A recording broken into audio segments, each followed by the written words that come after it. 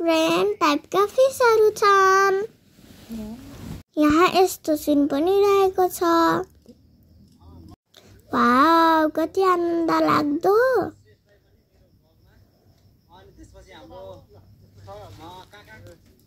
यहाँ कछुवा पनि छ। ल हेर्नुस् त, यो कुन प्रकारको माछा होला?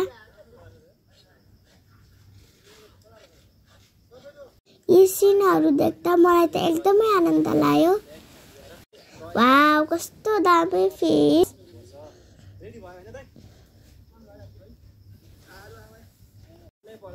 मलाई त आज एकदमै इन्जोय फिल भइरहेछ। हजुरहरू आउनुभयो कि नै? आउनु भएकोले आइहाल्नु भयो, नआउनु भएकोले यही भिडियो हेर्नु।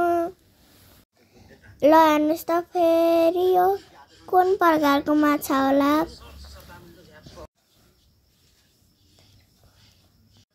मम्मीसँग आएको हो। यहाँ मामु र म भिडियो बनाउँदै। कस्तो रमाइलो सिनहरू।